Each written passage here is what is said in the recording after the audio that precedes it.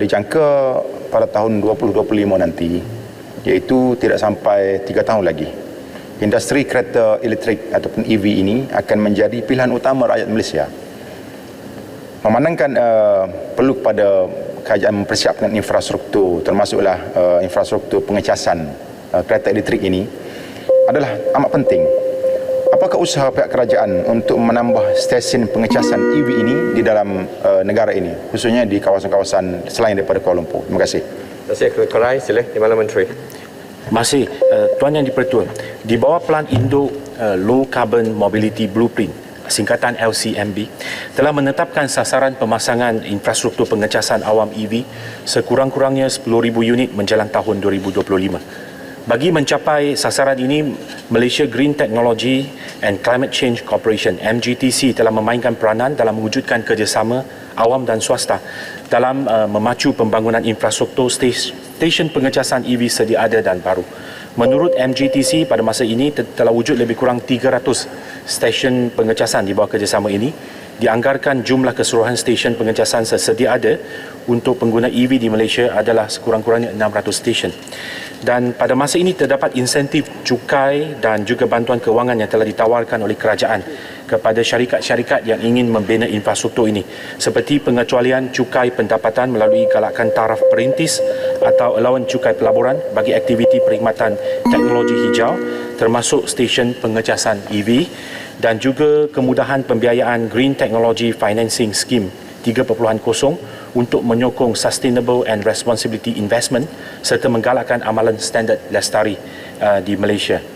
Dan di bawah bajet 2022, insentif pelepasan cukai pendapatan individu sehingga 2,500 juga disediakan bagi kos pemasangan, sewaan, pembelian termasuk sewa beli peralatan atau yuran langganan kemudahan pengecasan EV.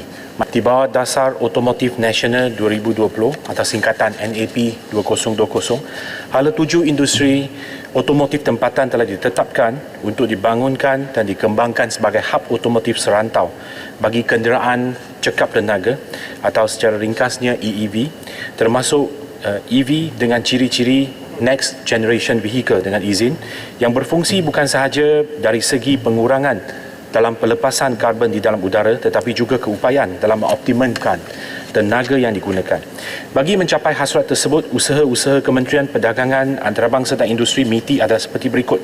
Pertama, menubuhkan Electric Vehicle Task Force yang turut dianggotai oleh kementerian, agensi dan juga pihak swasta yang berkaitan pembangunan industri EV bagi menambah baik strategi sedia ada serta merangka strategi baru bagi memperkukuhkan pembangunan industri EV di Malaysia. Kedua, bagi memastikan Malaysia berupaya meningkatkan daya saing dalam menarik pelaburan dalam sektor EV, kerajaan telah menawarkan insentif bukan sahaja kepada pengeluar kenderaan dan komponen atau OEM tapi juga merangkumi pengguna secara amnya seperti yang telah diumumkan di dalam Belanjawan 2022. Ketiga, penawaran pelbagai bantuan dan sokongan oleh kerajaan kepada syarikat yang berhasrat untuk membangunkan komponen kritikal seperti sistem pengurusan bateri BMS, sistem pengurusan harbor TMS, Light Detection and Ranging LIDAR dan rangkaian Radio Detection and Ranging radar. Sokongan ini adalah berbentuk program pembangunan vendor seperti program kecemerlangan pembekal otomotif, program sistem pembuatan lean dan program Digital Engineering and Prototyping yang diterajui oleh agensi di bawah MITI iaitu Malaysia Automotive Robotics and IoT Institute MARI. Program-program ini menyediakan bantuan teknikal dan perundingan bagi meningkatkan kompetensi syarikat otomotif tempatan supaya lebih berdaya saing dan mampan di peringkat global. Keempat, penubuhan beberapa pusat kecemerlangan seperti Design Center, National Emission Testing Center dan Academy of Technology yang berpusat di Rawang, Selangor juga dapat meningkatkan keupayaan kejuruteraan tempatan dalam bidang penyelidikan dan pembangunan R&D, pengujian dan pembangunan teknologi EEV. Di samping itu, pembangunan EV Interoperability Center EVIC akan dilaksanakan pada tahun ini. Tuan Yang di-Pertua, kelima, pembangunan standard-standard berkaitan industri EV seperti sistem pengecasan, aktiviti pelupusan bateri, bateri swapping, wireless charging dan lain-lain turut diberikan perhatian bagi memastikan teknologi EV yang diguna pakai akan dibangunkan dalam negara ini adalah seragam, selamat dan berkualiti. Keenam, kerajaan turut menggalakkan syarikat tempatan untuk menerukah peluang perniagaan yang baru serta bekerjasama dengan pengeluar dan pemasang otomotif dan pembekal stesen pengecasan dalam membangunkan satu ekosistem yang menyeluruh bagi penggunaan EV di Malaysia.